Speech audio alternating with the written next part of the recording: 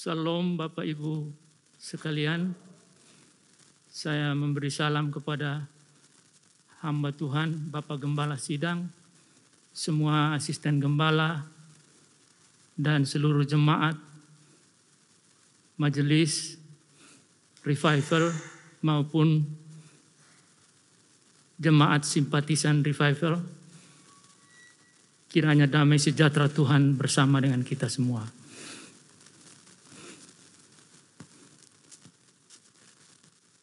Sejak cikal bakal dan berdirinya dari awal revival, saya telah diberi penghormatan terus-menerus untuk bisa melayani firman Tuhan, di mana saya kalau bisa datang. Dan hari ini tentu saya juga bersyukur atas kepercayaan untuk memberitakan firman Tuhan. Meskipun pada pagi ini saya merasa sangat kurang layak dengan kondisi yang kurang sehat, tidak fit, dan sudah berlangsung lama.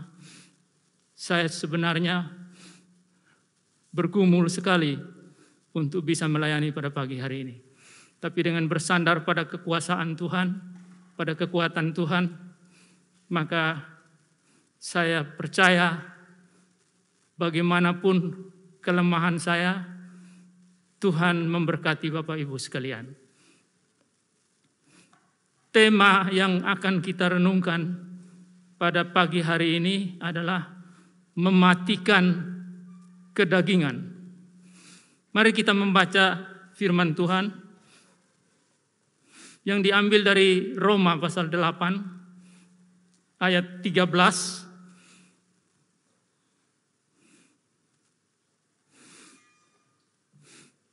Yang berbunyi demikian, sebab jika kamu hidup menurut daging, kamu akan mati.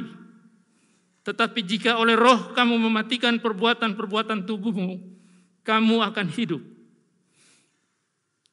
Ayat yang juga paralel dengan ayat itu diambil dari dalam Galatia pasal yang kelima, ayat 24. Barang siapa menjadi milik Kristus Yesus, ia telah menyalibkan daging dengan segala hawa nafsu dan keinginannya. Berbahagialah kita yang mendengar firman Tuhan dan yang melakukannya dalam anugerah dan kekuatan Tuhan. Mari kita berdoa sejenak. Bapa Surgawi, terima kasih untuk kesempatan ini. Kami boleh dilawat oleh kebenaran firman Tuhan. Kiranya kami diberkati dan Tuhan dimuliakan melalui ibadah kami dan khususnya dalam kami mendengar kebenaran firman Tuhan pada pagi hari ini. Terima kasih Bapa, urapi kami semua, baik yang menyampaikan maupun yang mendengarkan firman Tuhan. Supaya kami semua pulang dengan diberkati oleh Tuhan, bukan dengan kata-kata manusia dan hikmat manusia. Terima kasih Bapa, dalam nama Tuhan Yesus kami berdoa. Amin.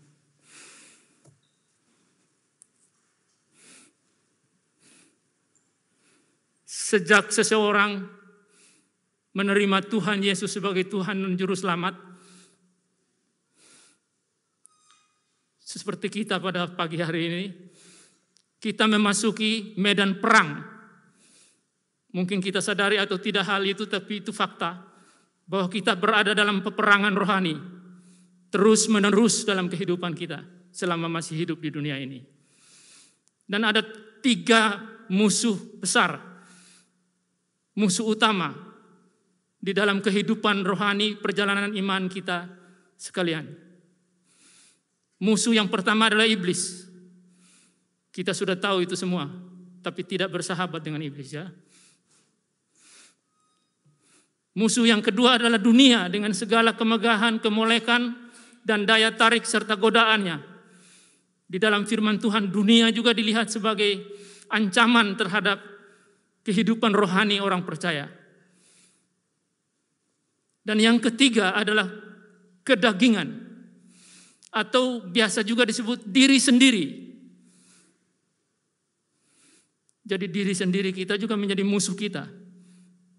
Karena kita mau melakukan yang baik.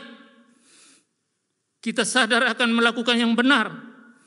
Tetapi ada kekuatan lain di dalam dan bersumber dari dalam diri kita yang mau menyeret kita ke dalam kegelapan, ke dalam perbuatan yang tidak benar, atau kepada perbuatan yang tidak bersesuaian dengan kehendak Tuhan. Nah, pada pagi hari ini kita berfokus pada yang ketiga, yaitu kedagingan. Mengapa demikian? Pertama dan kedua itu berada di luar diri kita. Memang mengancam kehidupan kita juga. Tetapi yang ketiga bersumber dari diri kita sendiri. Inilah musuh yang paling laten. Karena kemanapun kita pergi, dimanapun kita berada, dia selalu mendampingi kita.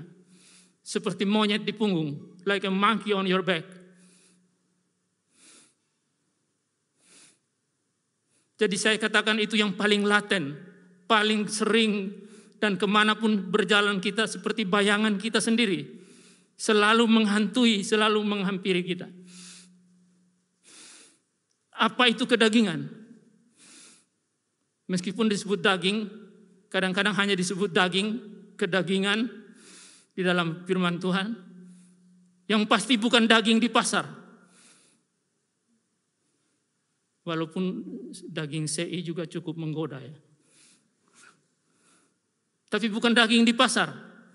Bukan pula daging kita. Yang memang kita adalah manusia darah dan daging. Ada orang menyamakan prinsip ini dengan keberadaan kita sebagai manusia darah dan daging. Sehingga kita pasti selalu berada di dalam dosa dan pelanggaran hukum Allah. Karena kondisi kita sebagai orang berdosa. Sebagai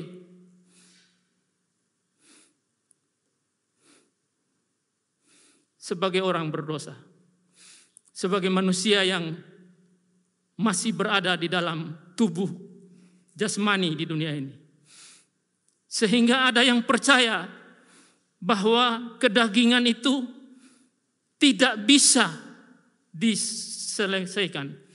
Tidak bisa disingkirkan. Kedagingan apa itu kedagingan? Di dalam perjanjian baru, kedagingan itu sering disebut sebagai kuasa dosa atau sifat dosa atau kecenderungan kepada dosa yang berakar dalam hati dan jiwa kita. Bukan datang dari luar.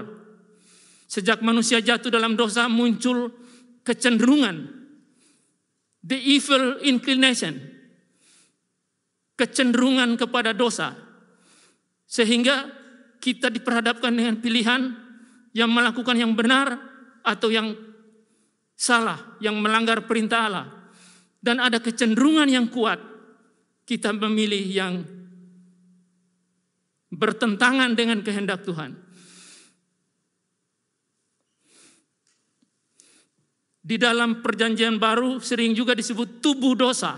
Khususnya dalam Roma pasal 6. Tubuh dosa, tubuh maut.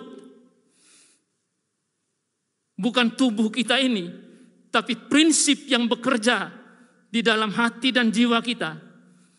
Yang membawa kita cenderung memilih yang jahat. Cenderung memilih jalan yang berdosa daripada jalan yang benar. Di dalam bahasa Ibrani, kecenderungan ini ada dua. Kecenderungan kepada dosa dan kecenderungan kepada kebenaran. Yang satu dalam bahasa asli disebut Yetzer Hara, yang kedua disebut Yetzer Hatov. Ada dua kecenderungan dalam diri kita, yaitu kecenderungan yang baik atau yang jahat dan kecenderungan yang baik. Dan setiap kali kita memilih mengikuti, dan sebagai orang-orang yang sudah jatuh dalam dosa, dan sering kali kita memilih untuk mengikuti kecenderungan yang jahat daripada kecenderungan yang baik. Itu seperti Tuhan yang menawan kita yang menjajah kita, yang memenjarakan kita, sehingga kita senantiasa berpikir selama hidup di dunia ini kita tetap orang berdosa. Tetapi Alkitab berkata, Anda dan saya disebut orang kudus oleh Alkitab. Kepada kita yang sudah percaya dan menerima Tuhan Yesus sebagai juru selamat, kita disebut orang kudus. Tapi setiap minggu kita mengakui kita adalah orang berdosa. Karena memang ada dua kepercayaan tentang tema ini. Di dalam gereja Tuhan sepanjang zaman ada dua kecenderungan, dua pilihan. Ada yang sebagian besar mungkin percaya bahwa kedagingan itu selama masih hidup di dunia tidak bisa diatasi, tidak bisa dihilangkan. Dengan cara apapun kita tetap orang berdosa. We are no saints but forgiven sinners. Kita bukan orang kudus, tapi hanya orang-orang berdosa yang diampuni. Mereka tidak percaya bahwa masalah ini dapat diatasi dengan kuasa Tuhan. Karena itu mereka tidak pernah berusaha, bahkan tidak pernah berdoa untuk keluar dari kungkungan tawanan kuasa dosa yang bekerja di dalam batin, di dalam jiwa kita. Tetapi tema kita berkata, matikanlah kedagingan. Kedagingan ini sebenarnya mengikuti kita, bahkan bertengger di dalam kebutuhan-kebutuhan kita secara natural. Sebagai contoh, kita butuh uang. Semua orang butuh uang. Bapak, Ibu, dan saya butuh uang.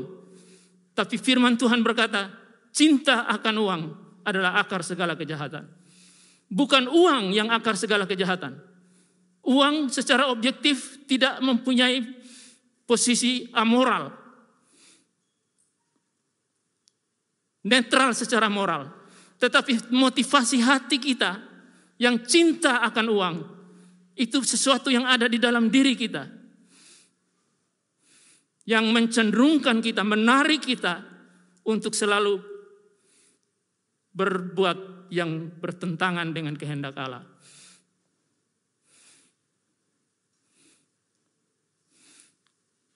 Makan adalah kebutuhan natural kita.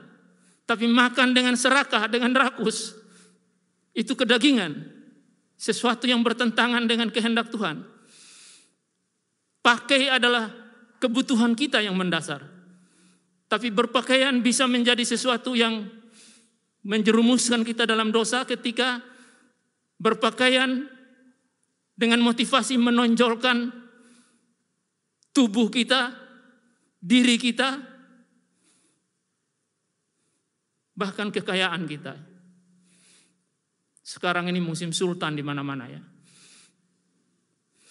Yang kita baca di berita, sultan-sultan ini banyak sekali duitnya. Tapi banyak juga yang hasil penipuan, investasi bodong dan lain sebagainya. Yang akhir-akhir ini kita melihat. Ada orang berpakaian untuk menonjolkan diri, untuk menunjukkan kekayaannya, itu kedagingan. Tapi berpakaian sendiri bukan kedagingan. Meskipun itu kebutuhan jasmani kita. Kelompok kedua yang mungkin relatif lebih kecil, percaya bahwa kedagingan itu dapat dimatikan. Sesuai dengan apa yang dikatakan oleh firman Tuhan di sini. Kedagingan, matikan kedagingan. Tetapi ada argumentasi berkata, sejak kita menerima Tuhan Yesus sebagai juru selamat, sejak kita menjadi orang percaya, ada dua anjing yang terus bertempur di dalam diri kita. Anjing hitam dan anjing putih. Yang mana yang menang? Katanya tergantung yang mana yang Anda beri makan lebih banyak. Kalau anjing putih itu menandakan kebaikan, yang kita pupuk, kita beri makan, kita budidayakan, maka hidup kita diwarnai oleh kebaikan. Tetapi kalau anjing hitam yang diberi makan lebih banyak, kita berpikir dan melakukan hal-hal yang menguntungkan anjing hitam atau kecenderungan yang jahat itu, maka dia akan menang dalam hidup kita dan kita mengalami kesulitan karenanya. Tetapi firman Tuhan berkata sekali lagi, matikanlah kedagingan. Berarti anjing hitam itu bisa dibunuh, bisa mati. Dan kata-kata yang dipakai oleh Alkitab, firman Tuhan, kata-kata yang cukup radikal. Matikanlah kedagingan. Bahkan dikatakan seperti ayat Mas tadi, sebab jika kamu hidup menurut daging, kamu akan mati. Tetapi jika oleh roh kamu mematikan perbuatan-perbuatan tubuhmu, kamu akan hidup. Kalau kita mengikuti kecenderungan daging, kita akan mati. Karena itu firman Tuhan berkata, matikanlah kedagingan. Dan kalau Tuhan memerintahkan, memberi perintah untuk mematikan keinginan daging, berarti bisa dimatikan. Karena itu kebenaran firman Tuhan. Masalahnya Bapak, Ibu, dan saya percaya atau tidak bahwa kedagingan itu bisa dimatikan. Ada yang percaya sekali lagi bahwa sampai mati kita tetap akan terikat dengan sifat kedagingan ini, yang merupakan hal yang bertentangan dengan maksud Allah dalam kehidupan kita. Tetapi kematian atau mematikan kedagingan tidak bisa dengan kekuatan diri kita sendiri, dengan kemampuan diri kita menjaga sedemikian rupa batin kita, hati dan pikiran kita, jiwa kita. Kita tidak mampu, kita tidak bisa. Jadi bagaimana firman Tuhan ini? Sangat kontroversial. Matikan kedagingan, tapi dalam pengalaman kita tidak bisa mati. Hanya lemah saja. Atau mungkin pingsan saja. Nanti tumbuh lagi, bangkit lagi.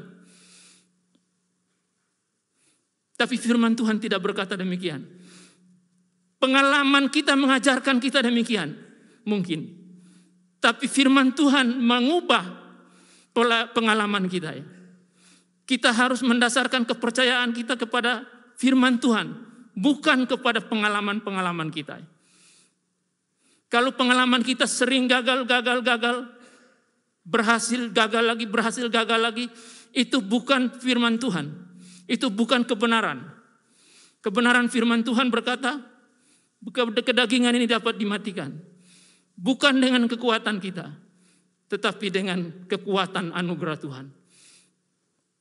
Di dalam teks kita, Roma pasal 8 ini, ada 3 alasan, 3 sumber kekuatan yang menjadikan kita sebagai pemenang dan bisa membunuh atau mematikan keinginan-keinginan kedagingan itu.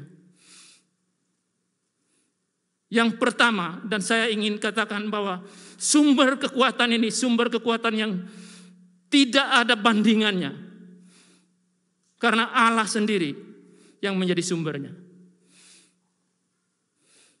Ada satu istilah yang dipakai, perkataan yang dipakai. Allah menerima kita apa adanya di dalam Kristus. Seberdosa apapun seseorang, Tuhan menerima kalau dia datang kepada Tuhan. Kembali kepada Tuhan seperti nyanyian tadi. Tapi dia menolak untuk membiarkan kita apa adanya. Jadi dia menerima kita apa adanya. Siapapun kita. Tidak ada yang paling berdosa yang tidak bisa diterima oleh Allah. Kalau kita bertobat dan datang kepada Yesus Tuhan kita. Tetapi dia menolak untuk membiarkan kita tetap dalam keadaan seperti itu. Dia ingin menjadikan kita orang-orang yang kudus. Orang-orang yang berjalan menurut kehendak Tuhan.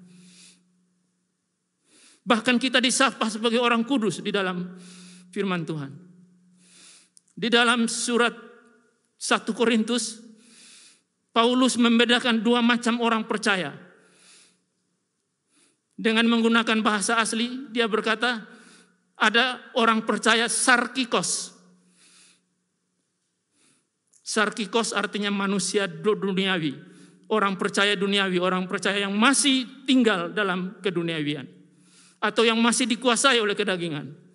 Tetapi orang percaya yang kedua disebut pneumatikos, manusia rohani, manusia yang berjalan menurut kehendak Allah. Ada 3 sumber kekuatan anugerah Tuhan yang membuat kita optimis di dalam anugerah Tuhan. Bukan optimisme dengan kekuatan kita sendiri, tetapi optimis dengan kekuatan anugerah Tuhan.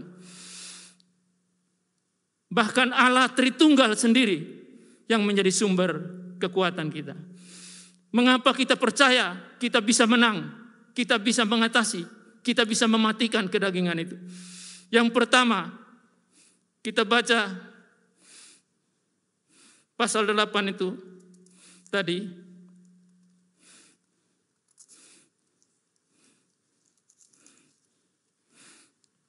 Mulai ayat 31.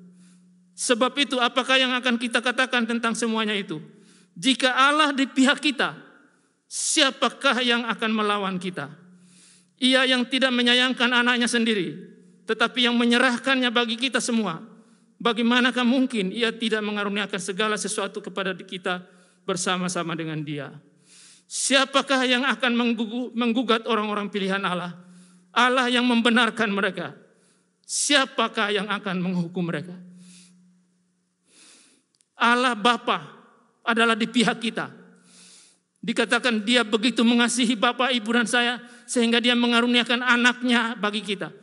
Tidak ada yang lebih mulia, tidak ada yang lebih berharga, tidak ada yang lebih mahal dari anak tunggal Allah yang diberikan kepada kita. Apalagi sesuatu yang di bawah daripada nilai anugerah itu. Kita dalam masa raya merayakan Paskah, memperingati kematian Tuhan Yesus bagi kita.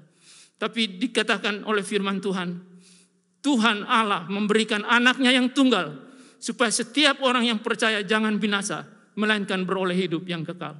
Kalau anaknya sendiri yang paling dimutiarakan, paling bernilai, paling mulia, diberikannya bagi kita, orang-orang berdosa ini, apalagi yang lain. Karena itulah disebut. Sebab itu apakah yang akan kita katakan tentang semuanya itu? Jika Allah di pihak kita, siapakah yang melawan kita? Allah di pihak Bapak, Ibu dan saya. Dia mengaruniakan anaknya sendiri. Bahkan ditekankan oleh perjanjian baru, anaknya yang tunggal, satu-satunya, yang terkasih. Tidak ada yang melebihi nilai Yesus Kristus sebagai anak Allah yang dikaruniakan kepada kita. Bagaimana kita mempunyai iman yang terbalik dengan berkata bahwa kedagingan itu tetap ada dan akan tetap ada sepanjang umur kita.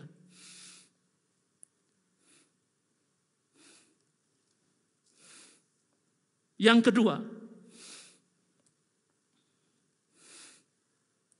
34 ayat 34. Kristus Yesus yang telah mati, bahkan lebih lagi yang telah bangkit, yang juga duduk di sebelah kanan Allah, yang malah menjadi pembela bagi kita. Siapakah yang akan memisahkan kita dari kasih Kristus? Penindasan atau kesesakan atau penganiayaan atau kelaparan atau ketelanjangan atau bahaya atau pedang. Kasih Kristus sedemikian rupa, Dia menyerahkan dirinya, nyawanya bagi kita. Untuk menebus kita supaya kita bisa dibebaskan dari kuasa maut dan kuasa dosa. Supaya kita bisa diampuni dari dosa-dosa kita dan dikuduskan oleh anugerah Tuhan. Bahkan dikatakan di sini, bukan saja Dia telah menebus kita dengan jalan kematian dan kebangkitannya. Dia naik ke sorga, duduk di sebelah kanan Allah Bapa, yang malah menjadi pembela bagi kita. Pembela seperti di ruang pengadilan ya. Ada jaksa yang menuduh, yang menuntut, ada hakim yang mempertimbangkan, kemudian ada pembela. Seperti ilustrasi ruang pengadilan itu, Allah Bapa adalah hakim yang mengadili. Jaksa adalah, ini analogi ya, adalah iblis. Dan Tuhan Yesus sebagai pembela kita. Iblis berkata dia pernah melakukan ini dan itu, berdosa kepada Tuhan. Tuhan Yesus jawab, ya benar, dulu. Tapi dia sudah bertobat. Saya sudah mati ganti dia. Sekarang dia dapat dibenarkan oleh Allah. Dia menjadi pembela bagi kita. Bukan hakim, tapi juru selamat yang setia. Dia berada di sorga, di sebelah kanan Allah Bapa, siap sedia untuk menjadi pembela bagi kita. Apapun dosa kita yang sudah terjadi, apapun kegagalan kita, tidak ada yang tidak dapat diampuni. Dan oleh karenanya kalau kita sudah selesaikan, kita tidak bisa terus berpegang pada kesalahan dan dosa itu dan terus berkata bahwa kita orang berdosa. Kita pernah melakukan ini dan itu. Tapi kita sudah ditebus dan dikuduskan oleh Allah melalui darah penebusan Tuhan kita Yesus Kristus. Dan dia membela kita. Mungkin Bapak Ibu dan saya tidak sadar, tidak melihat dan tidak sadar bahwa ada pembela yang senantiasa mendampingi kita di hadapan takhta penghakiman Allah Bapa. Yang ketiga, Roh Kudus di pihak kita. Pasal 8 dari kitab Roma ini adalah pasal yang paling banyak penuh dengan Roh Kudus. Setidak-tidaknya ada 20 kali disebutkan dalam pasal ini tentang Roh Kudus. Apa peranan Roh Kudus bagi kita sebagai orang percaya? Dikatakan dalam ayat 1, 2, dan 3, atau ayat 1 dan 2 saja kita lihat di Alkitab kita. Demikianlah sekarang tidak ada penghukuman bagi mereka yang ada di dalam Kristus Yesus. Roh yang memberi hidup telah memerdekakan kamu dalam Kristus dari hukum dosa dan hukum maut. Hukum dosa dan hukum maut di sini bukan perbuatan dosa, tapi akar dosa, sifat dosa, tubuh lama, kedagingan, prinsip dosa yang bekerja di dalam diri orang percaya. Bahkan yang orang duniawi terlebih-lebih lagi. Tapi masih sering bekerja di dalam diri orang percaya.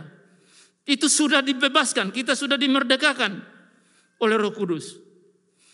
Dan karena itu lanjutan ayat-ayat itu berkata kita harus berjalan di dalam pimpinan Roh Kudus. Roh Kudus bukan hanya satu pasal dalam pengakuan iman yang kita ucapkan setiap minggu misalnya. Tapi satu realita rohani yang merepresentasi Tuhan Yesus Kristus Juru Selamat kita. Di dalam mendampingi kehidupan kita. Menolong kita, menguatkan kita, meneguhkan kita, mengajar, mendidik kita tiap-tiap hari.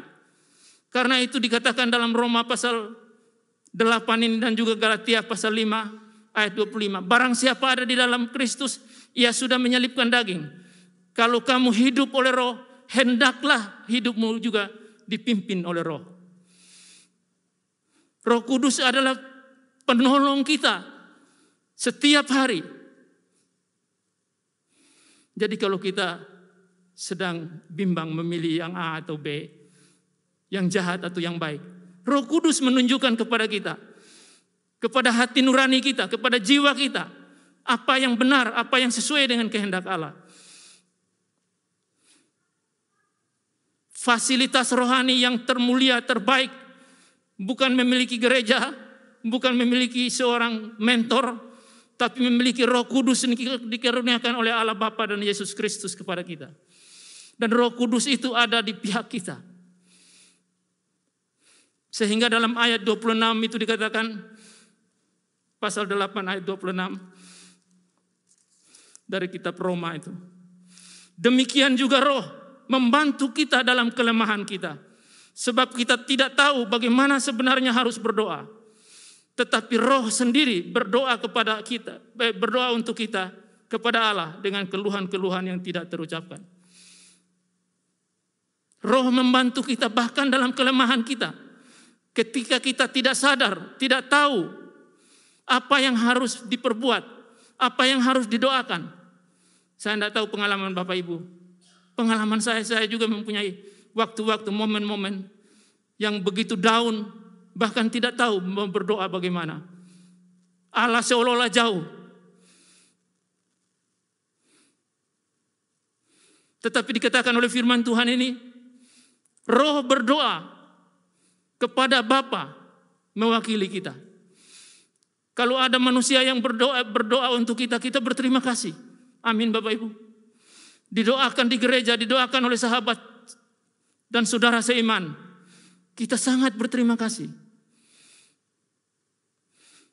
Saya didoakan oleh seorang mbak yang berjilbab, yang setiap minggu datang mengunjungi rumah saya untuk jual Yakult.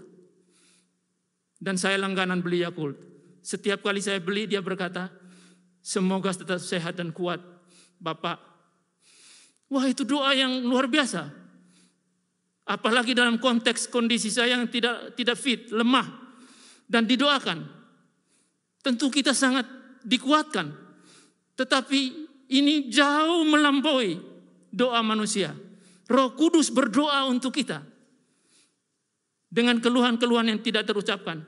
Dan Bapa yang mengetahui maksud roh itu, dia mengaruniakan apa yang menjadi kebutuhan Bapak, Ibu, dan saya. Jadi saya kadang-kadang menasihati mahasiswa saya, kalau you terlalu lelah fisik, lelah mental, lelah rohani juga mungkin, jangan paksakan diri untuk rutinitas berdoa. Setiap mau tidur, tidur saja. Kalau terlalu lelah, kalau tidak sanggup, tidak tahu mau berdoa bagaimana, karena kita yakin Roh Kudus berdoa untuk kita ketika kita dalam kelemahan. Itu firman Tuhan.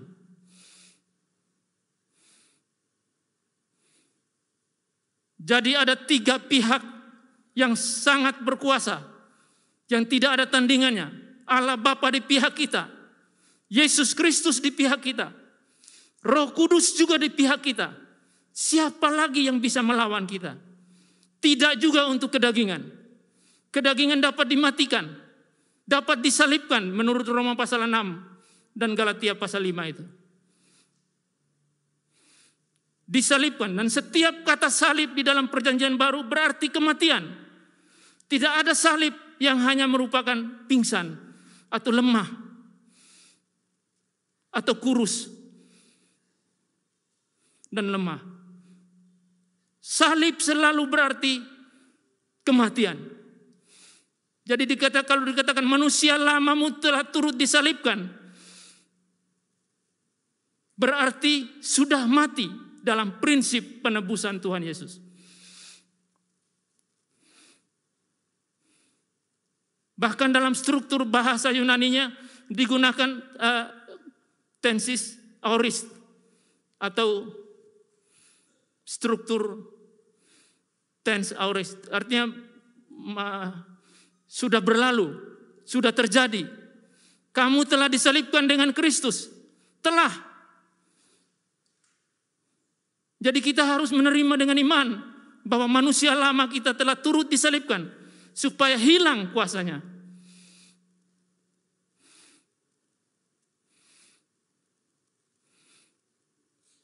Sekali lagi, salib di dalam perjanjian baru selalu berarti kematian. Kita jangan menjadi bingung dengan berkata bahwa anjing hitam itu tidak dapat dibunuh. Dapat dibunuh, dapat disingkirkan dengan anugerah Allah di dalam pekerjaan Allah Tritunggal. Dengan fungsi dan karunia Allah Tritunggal yang bekerja bagi kita, untuk kita, di dalam kita, kita bisa menjadi pemenang. Karena itulah Rasul Paulus di sini setelah menguraikan semuanya itu, dia berkata ayat 37, tetapi dalam semuanya itu kita lebih daripada orang-orang yang menang oleh Dia yang telah mengasihi kita. Sebab aku yakin bahwa baik maut maupun hidup, baik malaikat-malaikat maupun pemerintah-pemerintah, baik yang ada sekarang maupun yang akan datang, atau kuasa-kuasa, baik yang di atas maupun yang di bawah, ataupun sesuatu makhluk lain di atas yang tidak akan dapat memisahkan kita dari kasih Allah yang ada di dalam Kristus Yesus Tuhan kita. Menjadi pemenang saja sudah hebat. Kita bersyukur. Menjadi lebih dari pemenang. Itu jaminan dari Allah Tritunggal bagi kita. Karena itu kita dapat bersorak seperti Paulus. Bisa berseru seperti Paulus. Kita lebih dari pemenang. Tapi kita seringkali mengaku kita orang berdosa yang tidak lepas dari dosa dan selalu berdosa. Saya tidak katakan tidak mungkin tidak berdosa. Tetapi kalau firman Tuhan berkata, kamu adalah orang kudus di dalam Kristus. Jangan kita katakan kita orang berdosa yang tidak pernah bisa lepas dari dosa. Karena karya anugerah Allah yang khususnya sedang kita rayakan hari-hari ini, peringati, melepaskan kita, bukan saja mengampuni kita dari dosa-dosa perbuatan, tapi juga melepaskan kita dari dosa sebagai sifat dosa, kuasa dosa yang tertanam berakar di dalam hati dan batin kita. Dengan kata lain, kedagingan itu bisa dimatikan dan harus dimatikan.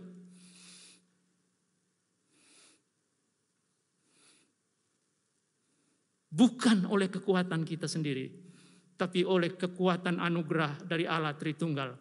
Kita adalah pemenang. Sehingga kita dapat berseru dengan yakin dalam iman. Kita telah dibebaskan dari kedagingan. Syukur kepada Allah. Kalau Bapak, Ibu, dan saya pagi ini percaya kepada firman Tuhan. Percaya bahwa kedagingan dapat dimatikan.